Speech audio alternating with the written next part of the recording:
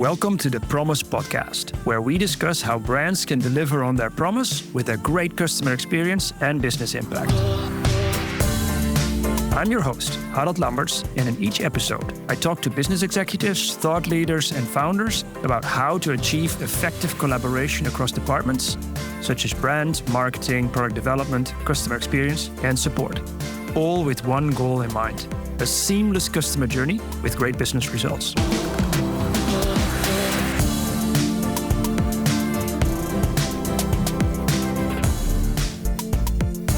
In today's episode, I'm happy to welcome Greg Burke, co-founder and CEO of Tellet, an AI-enabled tool for doing customer insights at scale. Welcome, Greg. Thank you for having me. Yeah, good to have you on the show. I know we've met a few times, but nice to have you on. Greg, before we dive in, what is a brand that truly delivers on its promise to you as a customer in terms of like service quality and customer experience personally? For me, it's Coolblue. So I'm a relative newcomer to the Netherlands. Well, I've been here 5 years, so not that much of a newcomer. But I love Coolblue. So much so that I think it was maybe a couple of years ago when I needed a cable, as you always do, and then went to the store. The customer service that you get in that store compared to, and I come from the UK, it kind of blows my mind. So I actually ended up writing a letter, I think, to head office of Coolblue with like this young lad's name of like who he was, what he did, because it just. Yeah, it was so good, and I just really love Coolblue. I feel like the website's great. They've basically got everything you need, and then even the bit where you kind of like you go into the store and you go, oh crikey, then you kind of type your name in to get on the waiting, to wait for your turn. But then there's like free coffee, and then of course like I could just stand in a shop looking at all amazing new TVs and gadgets. It's like the perfect time to just while away a few moments. And then the customer service is always, in my experience at least, impeccable. Yeah, it's great. I know. I'm glad you mentioned it because Coolblue, actually, it's my dream to have Peter Zwart, the CEO of Coolblue, into this podcast, because if there's one company who's really doing everything from their core brand promise, it's them. Yeah, so like this being the Promise podcast, Peter Zwart is, of course, his brand promise is alles voor een glimlach, everything for a smile. Yep. So, and basically they operationalize that in everything they do. And so at some point, I'm going to get him onto the show, I hope, to bring that. So thanks for pointing that out. So it's really a great example of a brand that is doing everything to deliver on his promise. Yeah, thanks. Yeah, I would love to listen to how he's done that, because that is amazing. And also because I think it really struck me, like as I came to the Netherlands, that it felt to me, right? So I'd come from the UK, where it felt like the high street had been kind of like just like had its heart ripped out of it by Amazon. Right. Yeah. And I remember moving to the Netherlands and moving to Amsterdam specifically, and kind of looking around at all like the Sleutel, the key shops, the DIY, like these like small but really amazing DIY shops, and just thinking, oh my Lord, like it felt to me like all of that had just been like eviscerated from the UK high street. The value of retail. Where's the value of retail?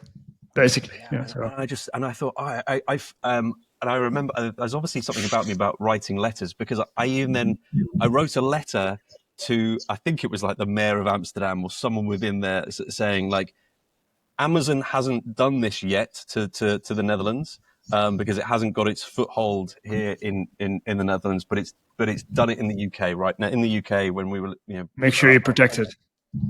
Yeah, absolutely. Because you would just have like now people living in London have got parcels being delivered, every 5 parcels a day, and all of that social fabric has just gone. And I just remember writing to go, you have to look after this, right? Because it's not just shops. It's like it's the fabric of what makes living in a place really, really great. And I think I got a polite letter back saying, yeah, no, we're on it. But I have seen those friendly looking bike vans of Amazons or pedaling around Amazon, but my sort of urge to everybody is, go and support those. But so is Coolblue. I mean, they are doing. I think one of the reasons the Amazon is maybe not really having so much traction is that companies like Coolblue and Bol.com are also doing really well on this. Yeah, exactly. I think you're exactly right. Cool. All right, Greg. Let me properly introduce you because it's about time. Greg Burke started as a radio news presenter and after that did several jobs as a journalist and producer, ultimately managing the production of all creative content for nobody else than Jamie Oliver for nearly 10 years before co-founding Tellet, the AI customer interview tool at scale. Welcome to the Promise Podcast, Greg.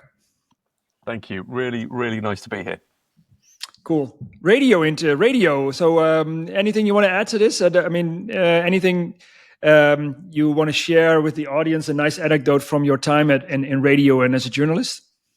Oh, wow. So I love my times as a journalist. I had a really incredible boss who I basically followed throughout the UK from Liverpool to Oxford to London.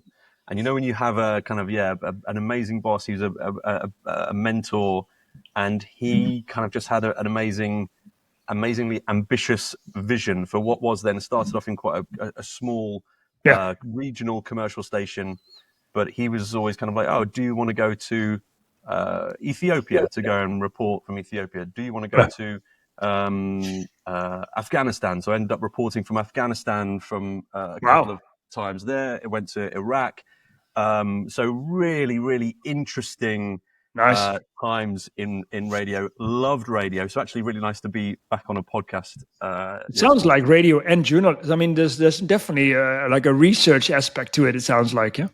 For sure, absolutely, yeah, and also kind of the researching, and then the storytelling as well that comes with research too. And then your time at Jamie Oliver, does that mean you became a really good cook as well? Well, I love cooking, so it was always like it was amazing to then go and work for Jamie in his media group. And yeah, as you said, my sort of role there was kind of in that media group, but kind of a bit of a linchpin between all of the different departments within Jamie Oliver in terms of the content that we would create. So obviously he's got his the engine of his business is that media group in terms of the television shows that he produces and then sells all over the world. The books, the campaigns, the restaurants, the digital offering, and then of course licensed product, and food and non-food as well. Yeah, I can imagine. So,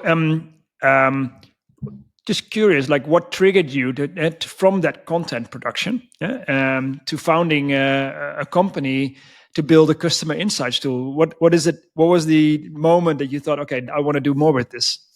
Well, so Jamie's, I think really like Jamie has kind of an unbelievable knack for knowing what people want. And so he's been doing this now for himself. You mean himself? Absolutely, yeah. He has kind of a brilliant ability to judge what people want, and also then.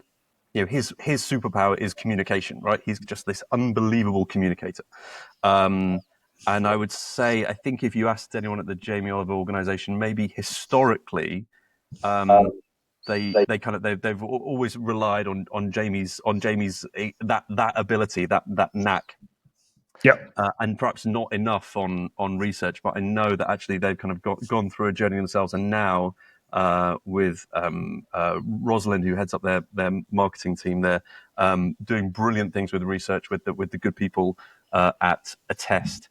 And I always sort of remember, I think in the early days they kind of had a piece of research that we would always use in our commercial presentations around, how well recognized Jamie was globally, how he was perceived globally. It was always that research was always really, really important. Probably wasn't refreshed as often as it could have been and should have been. And then I think the thing that really came that really sort of struck me in that one of the last pieces of work that I did working for Jamie was helping to launch a new product, which was a type of breakfast cereal. And we really wanted, we prototyped it. We had gone through nutrition, and we wanted to then test some of the packaging options. And we were doing this in a kind of sprint environment. So it was very, very lean. We're trying to get this done really, really quickly.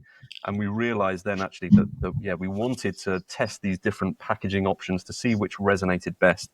And I remember then, getting some quotes in to see, okay, well, how much would it cost to get this under the noses of real consumers?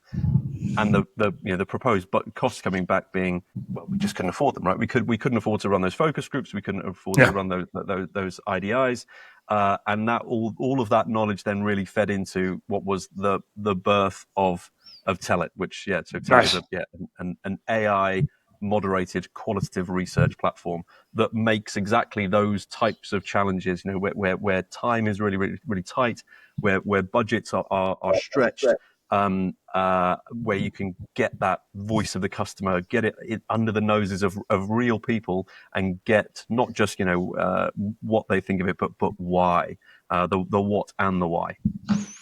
Yeah, so really also the skill, I guess. Yeah, so like with an AI interviewer, like you don't need to pay for 50 interviews, but you can actually get 100 done for the price of 5 normally. Or is that fair? Or, I mean, I'm just making this up, but I mean, the skill, of course, really helps moving things quickly and get some customer insights on specifics. Can you say a little bit more about the birth of Tellet, like the idea behind it, and then maybe move into like how it works, not technically, but what you can do with it? Yeah, of course. Yeah, so we are an Amsterdam-based business, despite my accent. I'm sort of token Brit on the team, and we had built this interviewer tool, and we're prototyping it, and we were trying to get as many people to use it as possible, and then we quickly found some really, really fantastic customers in the likes of Vodafone and TUI and AXA Nobel, and then Kantar in the Netherlands. And so just to be clear, like what it is. It's a platform, and the AI is the moderator. So the AI is the interviewer. And so instead of where previously, if you were looking to do some research, obviously you've got quantitative research, fantastic, very, very fast, super affordable generally, but sometimes lacks some of that depth, right? You can kind of, when you ask those open ends in those surveys, tell me why you gave it that score. Typically, you will tend to get very, very short or no answers at all. And so that's where it can be lacking. And if you want that depth, and if you want that richness and that of qual, then you need to do the interviews. But of course, we all know that doing those interviews can be really challenging. It's very, very time consuming. Expensive. And just organizing those diaries, right, can be a real challenge. So our platform seeks to solve some of those challenges. So basically, you get the qualities of more qualitative research in which you can actually ask follow-up questions without the downsides of the slowness and the organizational overhead that you have normally. So you get kind of like the scale of quantitative with more the quality of qualitative combined. Is that fair? Absolutely, yeah. And also, there's a few sort of key factors that our clients seem to be really locking into. One, obviously, is speed and affordability, absolutely, but also, the ability to probe deeper, to get that depth. And actually, so we've got some features within the platform that allow you to control not just how deep the AI probes, but in which direction the AI probes as well. So we've got a new feature called the AI probing. Right, because the research questions, so it can kind of like also steer a bit in that direction to zoom in on specific follow-up questions. Yeah, exactly. And you can, so you would set an overall research objective for the entire study, but then you can provide a goal for every single, if you want to, for every single question that you ask, again, to kind of provide a bit more And control. then currently it is chat based, right? You can it's back and forth. I believe there's also an audio option, but you can also type back and forth. Is that fair? Maybe I mean I'm familiar with the tool, but maybe for the audience, maybe explain briefly how it works. Yeah, of course. Yeah, so we always say that Tellet is voice first. So Yep. currently we send the questions in the form, in effect, of a typed message, but then we either really encourage or kind of nudge the participants, or sometimes mandate it. So you can click a button and say this is just a voice interview, to send their answers as voice notes. And the reason why we say that we're voice first is that we know that when participants speak their answer rather than type their answer, that they tend to give answers that are on average 300% longer. They're kind of more emotive, they're more heartfelt, more spontaneous, and so hopefully much more insightful too. The other thing as well, I suppose, is that voice responses, we know that when we then go and interview those participants who've taken part in an interview, they also say that, wow, the experience for them is just so much better. They say that sometimes they say things like, I feel like I can be almost more open and honest talking to an AI rather than talking to a human. Well, and typing is effort, and then maybe you pre-rationalize everything before you submit. Whereas if you speak, you just like more honest and maybe spontaneous in that sense, which holds probably more information and more insights. What I also quite like is that you also do, of course, the AI to analyze all. So let's say you do 100 interviews with the AI tool. Then, of course, it also helps a great deal with analyzing the patterns and the themes, because, of course, we are also doing, as I said, some customer research work, some of them with Tellet, but also some historically. And it, of course, takes quite a bit of time to also analyze all that. So the research interviews cost a lot of time, but analyzing them is also very time consuming. So maybe say a few words on that, because I think that's also a big time saver, and also very objective, in the sense that it really identifies some patterns that you might, maybe as a biased researcher, might overlook. Yeah, exactly. Yeah, so the analysis is, really, the click of a button.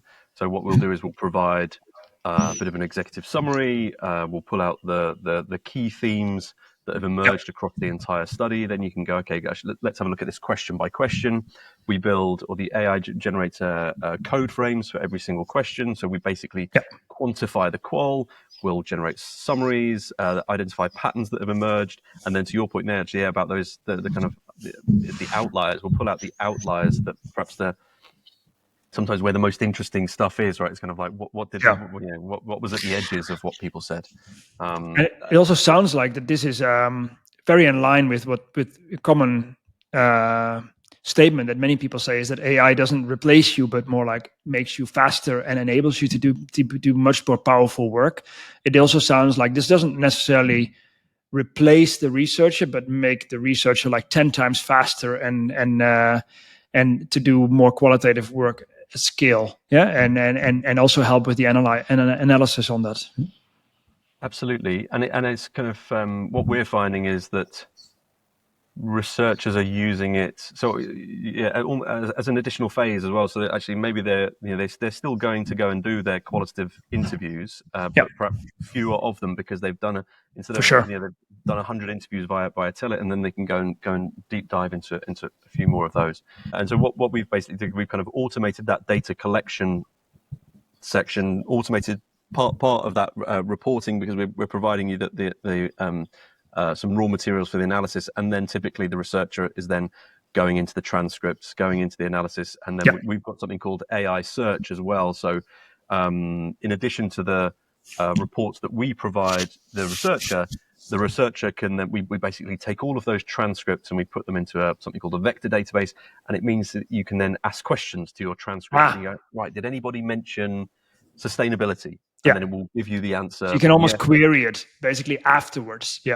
Basically. Yeah, exactly. And one of the, with that particular tool as well, it won't just give you an answer, kind of, just say, here's the answer. But what it will do is say, yeah, here's your answer. These people, here are some quotes of when people mention sustainability or around the topic of sustainability. But it will also give you what we call these snippets. So it's kind of below the answer. It will give you these snippets, and that's almost like the AI showing you its workings. So you've always got that data provenance. So you can always kind of attribute the answer back to what's actually been said. Yeah, that makes a lot of sense. And I mean, the way we look at it as well, of course, in our work, we do a lot of like customer journey management. And then what I really like about it is that it's not affordable to do research end to end for the entire journey on all touch points and all channels. And I mean, really, what you would like to do is the speed and scale of insights across all the touch points with AI based on all the data that you have in your customer service data, feedback forms, or what have you, everything, to then only like zoom in on the specific interesting opportunities with maybe some more effort or qual research, if you will. Yeah? But then it can be very focused and not be focused on completeness or something like that, which historically, of course, was very time consuming and also expensive, also for our clients.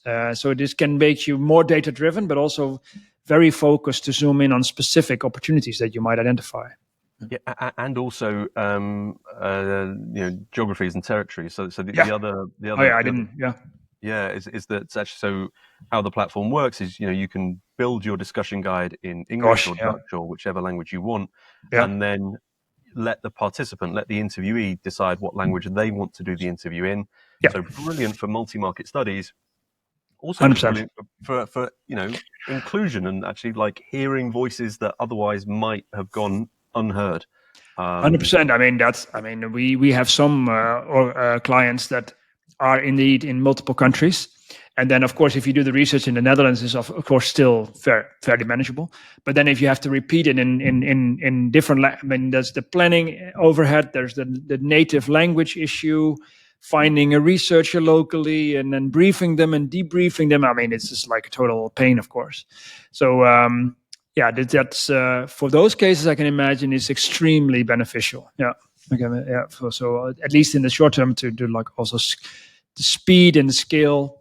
And also to validate maybe if you do core research in one country, kind of like validate it in multiple countries. I guess you could also do very, very quickly to make sure that. Yeah, really quickly. Yeah. So we just did we were actually on stage last week with Kantar, one of our partners. We were on stage with one of their clients, Heineken, where we'd done a study where we interviewed 1,800 people across 6 different territories, including Nigeria and Belgium, the UK, and kind of conducted all of those interviews. I think the field work was wrapped up in about 3 days. It was really, really, really quick. And then obviously the analysis is delivered pretty much instantaneously. So we've taken what would have historically been probably months of work and really almost in a week. Yeah. If you know what you want to know, of course, the research question, of course, once you know that, it's the execution can be very quick. Yeah. Cool. Lovely. All right. That sounds great, Greg. And it also really makes it very tangible, I think, in these benefits that you mentioned and how you can actually use it effectively, but also how it can be a huge time saver and cost saver on those aspects as well. Hey, I know you're also passionate about a strong brand, as you mentioned in these radio shows, but also with Jamie Oliver and work you've done. And one of the things that we are trying to do with this podcast is to discuss how brands and organizations can deliver on that brand promise. Curious to hear your view on what you see as success factors, based on your experience with interacting with your clients now, but also maybe at Jamie Oliver and other organizations you've worked for. How can you make sure that a brand campaign is like, or the brand vision is fully aligned with the service you actually deliver? And I mean, we see so many examples, of course, of perfect advertising or campaigns, and then the reality is very different of the customer experience you actually. And so one of the things we try to do is like, how can brand and marketing campaigns and the actual service delivery be much more, delivering on that promise? Like, any view on that from your learnings in the past? it's just about listening, isn't it? I think it's like, yeah, I like actually, I mean, I would say that, right? Because, but I think it No, is, about really listening. Most organizations, don't talk to their customers anywhere near enough, and if they do, then it might be like sometimes it's an NPS. I mean, just it's like put your hand up if you want to do a survey, or if you want to do it. No one. Like it's not. It's generally not a great experience to to give that feedback. So yeah, I think it's listening properly, and that's what we'd always like why we're voice first, right? Is that actually large language models that for the first time allow you to then go and speak to, or at least listen to your customers at scale. And so would you say brands can sometimes be too much inside out, like too much like who you want to be, and not necessarily based on insights into the customer need? We can all be, that sort of say-do gap can be huge. So I think we can all do a better job at, and so can we. I think it's like you literally you can't do enough for sure listening and talk to your customers. So I think it's taking the time to properly listen to your customers. Also, even from a brand positioning perspective, also validating that actually is a differentiation, and also positioning that customers actually recognize you for, and but also check on the other hand that you can actually deliver on it, and because it's fantastic to say in a PowerPoint how you want to be differentiating, but are you really checking enough as an organization that your delivery teams can actually deliver on that? Because it's nice to have a great ambition as a brand, but you also need to make sure that the service quality is there actually before you throw out the campaign and start shouting about your USPs, I guess. So that internal alignment is also often, underestimated, I think. Yeah. We need our pals at Cool Blue on this podcast, and I want to know their tricks of the trade. I mean, I don't know all the details, but one thing, of course, what is great leadership in that sense, that you really make this fundamental and reiterate this all the time in everything you say. I mean, even they start with NPS scores in their shareholder meetings. Yeah, they don't start with profits; they start with the NPS and customer satisfaction scores, just to reiterate the importance of customer centricity. I mean, as a leader, this is just one small example, but if you do this in everything you do, then of course you're also changing kind of the culture of the entire organization to care about that. So yeah, I think so. And so it's what you just said there sort of reminds me actually of a increasingly, you talk about those NPS scores where previously they've been, you get your number, you get your number. I was chatting to someone the other day from a large hotel organization in the UK, and they were sort of saying, well, look, I get these numbers through, but then I'm okay, but I've seen a 0.2% drop, but the Y is missing. And so actually, hopefully, it feels like we're now moving into an era where you can actually get that understanding much better. Not that you need to go and interview every customer, but really increasingly there's not really an excuse to understand both the what and the why. Yeah. Just circling back to Jamie Oliver real quick, you mentioned he has a great sense for what customers want. I mean, it's on the one hand you could argue, okay, that sounds very like intuitive and not research based, but there's also, of course, fair enough. But there's also, of course, the element of leadership and making sure everybody's focused on that.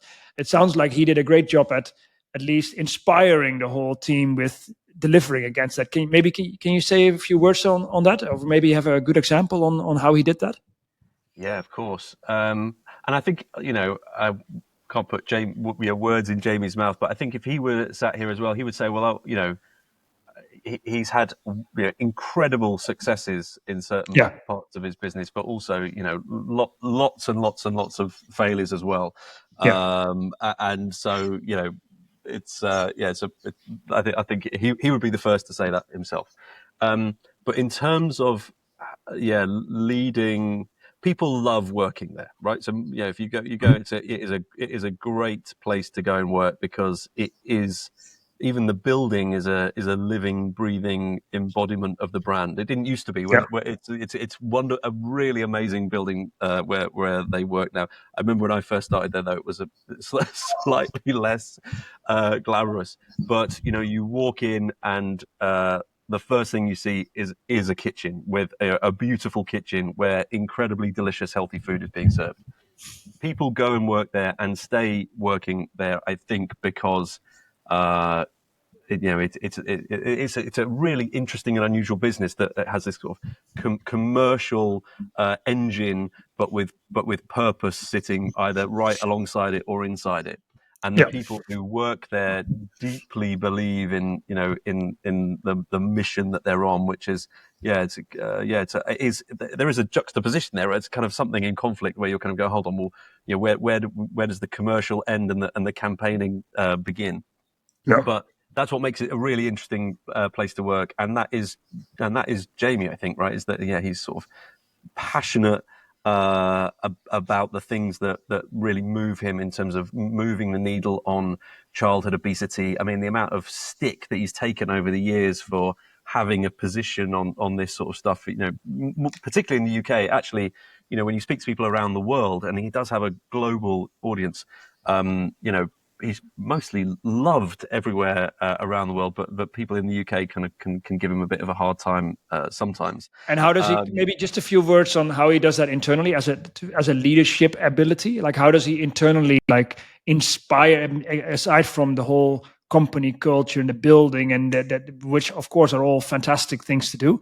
Like, do you also have a few words on how he as a leader kind of inspires that kind of mission or customer centricity in the daily work? Is that? I think it's just about that he is there, right? I think one of the questions is that you'll quite often get asked when you tell people that you work there or work there is, did you meet him? It was like, yeah, of course. He is there every day, and he is, obviously the face of the company, but also,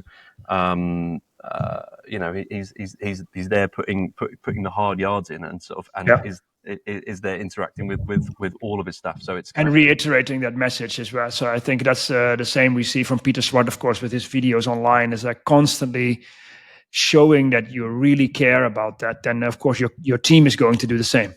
And I think it's like those. So a good example would be if you're going to talk the talk, then you do need to walk the walk as well. And so they've made as a media organization made some difficult choices, expensive choices, to make sure that when they are creating the content that they create, is that it's going through a lens of, okay, well, what's the balance here across all of the recipe content that we're creating? How much of this is healthy? How much of it is a treat? All those sorts of things. Paying incredibly talented nutritionists to be on the team. All of these things that most other TV chefs and organizations, they don't need to, they don't need to, but he does because that is his brand, and he will make mistakes here and there, but overall, they go to great lengths to make sure that they are living up to their promises. Fantastic. Hey, then maybe back to Tellet. Some questions, maybe I'm curious, how do your current clients use it? Can you give a few examples of how they use it, basically, and to get the insights? How is that then leading to change or improvements or opportunities in the organization? Can you maybe share a few examples on that? How they're using it? Yeah, of course. Yeah, so it's used a lot by lots of the big global consumer research agencies, smaller agencies as well, and also direct with clients. But a lot of their time they're using it for kind of creative testing and concept testing, and also then in kind of more explorative phase as well. And when you say concept testing, you mean to validate a concept with customers, right? So for example, so we had a large brewery client who wanted to launch it was like a non-alcoholic beer in a particular market in Asia, and they didn't have anyone. They needed they had 3 different concepts of an advert that they were unsure of which one would make most sense. And so they were able to very, very quickly, fire out those concepts to different groups, without the need then for translators and everything else. Very quickly got a sense of which piece of creative resonated best. Got it. There's like some really interesting use cases emerging at the moment, particularly around, even though we are voice first, you're able to the client is able to capture different sorts of media as well. So as an example, we've got one client who's interviewed 200 people about the inside of people's refrigerators. And so we got the 200 people to take a photo of the inside of their fridge. Wonderful. Our system is then able to analyze the contents of the image and then interview them about the image. We're doing something similar with one customer who wants to get a sense of people's bedrooms, and so they were scanning a bedroom, and then we basically give them a detailed report of everything that's so one is more validation, like the beer example is more like to validate which concept should we go for, which end to measure, like almost like A/B testing or something. One is more explorative, like you're saying, okay, we want to learn some things, and I guess, and also some can be really like more foundational, right? Like you really want to kind of interview customers for their needs on a specific, then you can also really do more like foundational research to understand the key customer needs on a specific service or area, I guess. Yeah, absolutely. And increasingly, so what we're obviously constantly, building and improving the product, but we're increasingly seeing, we're just about to launch then a deeper integration into existing survey software, so that we can, again, where you have, as I mentioned before, quite often you'll have those open-ended questions within surveys where you'll typically get quite short, brief, and not so illuminating responses. So we will have a deeper integration into survey software where we can then dive deeper. Okay, well, tell me why, and then get the reason why, and then dive even deeper still. But this is really interesting, Greg, because then you're actually not only using Tellet for research initiatives. If it's you're replacing like static surveys, then it almost becomes like an operational feedback process rather than this specific research activity that you maybe do every now and then.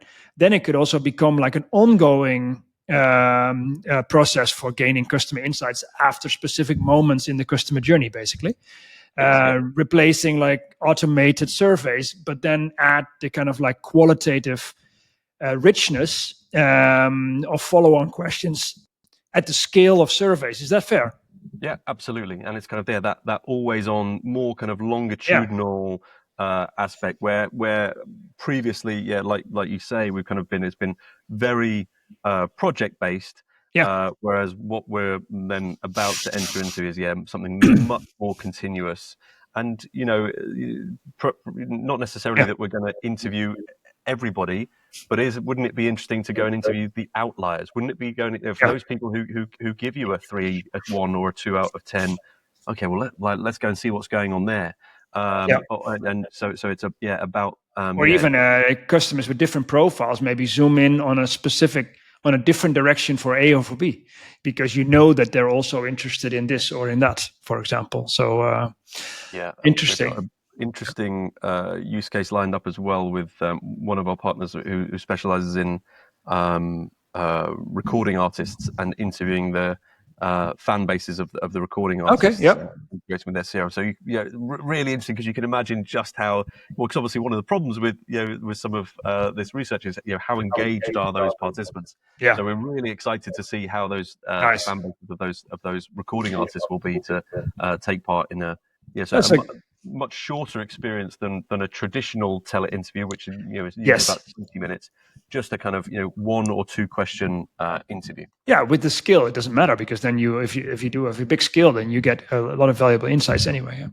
That's a nice bridge, Greg, to like what's ahead of us. Like, where do you see this going? Like, of course, the potential of AI powered research, I'm already convinced, and I've seen fantastic cases, not only in terms of efficiency gains, but because those are very obvious, but also richness in analysis, the objectivity of the analysis, and the pattern detection of the tool, and even with companies, with people leaving and moving to other businesses, that the tool can also provide like the continuity and knowledge, of course, which is super helpful.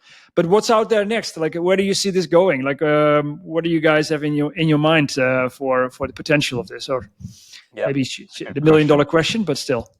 Yeah, well, so we see the future as this convergence of both quant and qual. And that's where we think this is really headed. Previously, you've kind of had to make those trade-offs between quant and qual. Mm-hmm. Actually, with tools like Tellet, you get the best of both worlds. And it's this where quant and qual is converging. And that's where we're headed. And that is then accelerated by voice, because voice really, when you're capturing those voice responses, as I mentioned before, much more insightful, more emotive, spontaneous, all of that good stuff.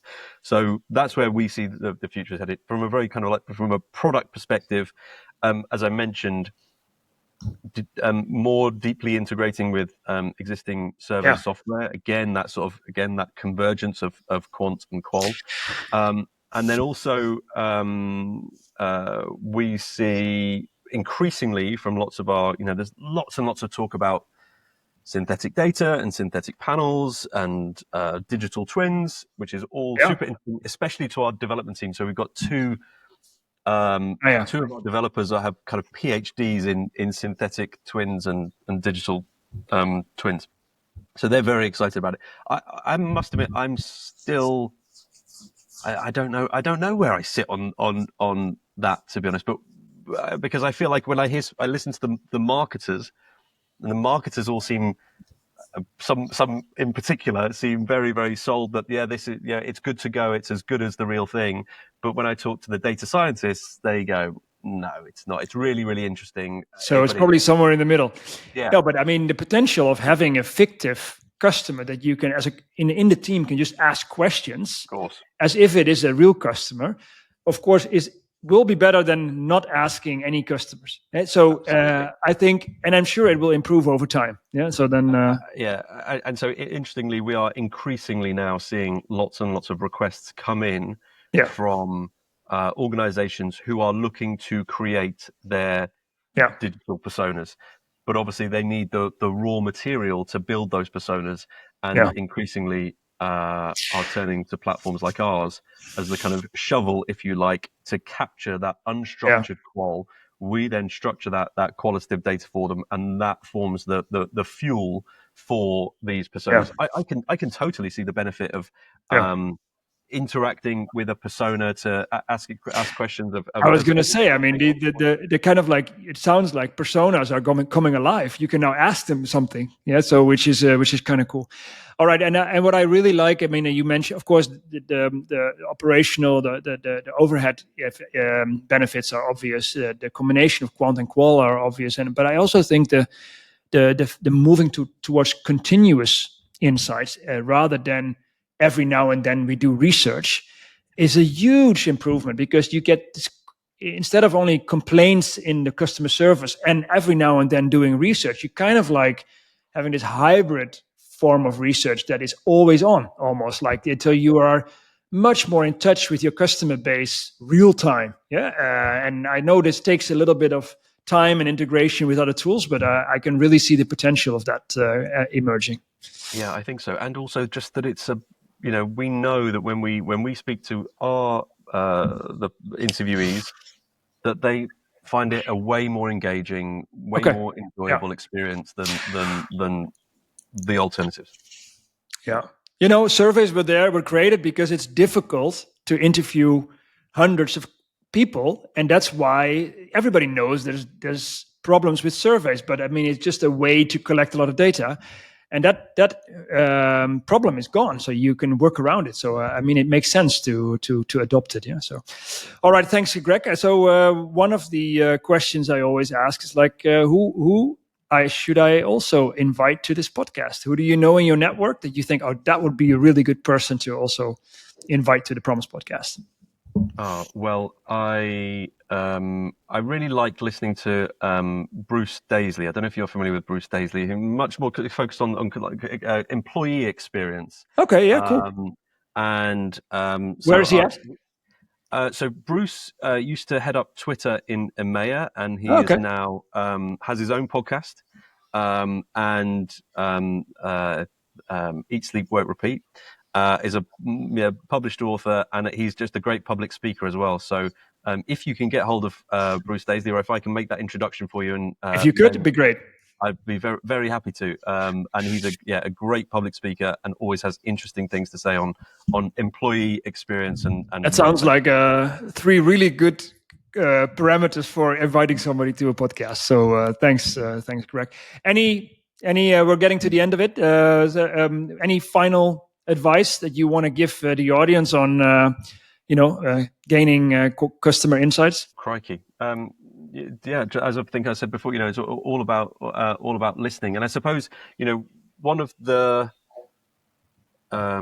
challenges or hurdles that we face, when talking to new customers, is a kind of fear is probably too strong a word, but around adopting AI and integrating AI into their workflows. And I suppose my advice is just how we always find that it works best is kind of do a proof of concept. Just to dip your toe in the water, see what works in a safe, controlled environment. You don't necessarily need to talk to your existing customers, but can talk to a panel of the public.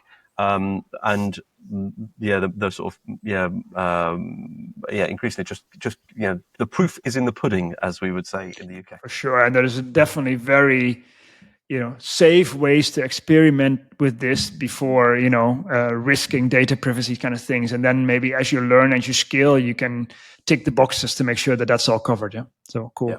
All right, Greg, thank you very much. I wish you the best of luck with taking Tellet to and reach all the potential that it has, and speak soon. Thanks very much for having me. So that was another episode of the Promise Podcast, where we discuss effective ways for brands to deliver on their promise with a great customer experience and business impact. If you enjoyed this episode, please don't forget to like, subscribe, or leave a review. Check haroldlammers.com for more great content. Hope to see you again in the next episode. Until then, keep pushing to deliver on the promise.